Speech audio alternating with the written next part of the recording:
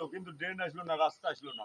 বললো যে কথার তো দাম নাই, কি বলি গেল, একখান দিল 3 খানের মধ্যে। ধৈর্য ধরবেন, সময় আছে, একটার পর একটা পাবে। মিথ্যা কথা বলা পাপ, আবেগতাড়িত কথা বলা পাপ। কিন্তু এটা ঠিক, ফুলাদা ইউনিয়নে কিছু হলে আমার বিশ্বাস ফুলাদা ইউনিয়ন বিএনপি আগে এখানে লক্ষ্য করবে, কারণ এই জায়গাটাই দুর্বল। আর একটা জিনিস, এটাও ঠিক, এই অঞ্চলের মানুষ কার কাছে হাত চাইতেও খায় না, পরিশ্রম করে, যার যার খায়। কিন্তু রাষ্ট্রীয় যে দানটা আসবে সেটা তো সবার অধিকার, সে অধিকারীরা প্রথম। এটা ইনশাল্লাহ তার কাছে পৌঁছাবো। আর আপনারা সামনের দিনগুলোতে, ব্যারিস্টার রাগিব চৌধুরী গত নির্বাচনে হেরে গিয়েছেন, আসছে আবারও তো নির্বাচন আছে, আপনারা তার জন্য দোয়া করবেন, তার জন্য, তার মহতি কাজের জন্য একটু প্রশংসা করবেন, যাতে আরো বড় করে যাতে করতে পারে, আরো করতে পারে।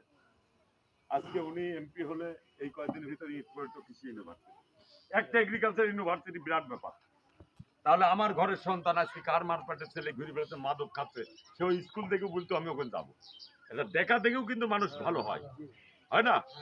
মেডিকেল সেক্টরটা বড় হলে রাজশাহী কেউ যাবে না, ঢাকায় কেউ যাবে না, তাহলে ঢাকায় রাজশাহী 10 টাকা বেঁচে গেল। মাননীয় প্রধানমন্ত্রী কত কিছু করেছে জানেন কিনা? হাটে রিং বসায়, আগে লাখ লাখ টাকা লাগতো, উনি অর্ডার করে অর্ধেক করে দেন, বলে গরিব মানুষ বাঁচতে পারে না। কিডনি নষ্ট হলে ডায়ালিসিস করা লাগতো, 8-10 হাজার টাকা লাগে একবার ডায়ালিসিস করতে, সেটাকে অল্প টাকা এনে ফেলেছে।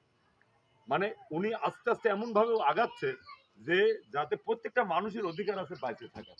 আমি এখন সুস্থ আছি, আমি যদি অসুস্থ হই, টাকার অভাবে তো বাড়ি ঘর বেঁচেও চিকিৎসা করা যায়। এই সর্বদিক থেকে আমরা আছি। আর যে যে দলই করুক, কোনো দলকে আপনারা ছোটভাবে নেবেন না।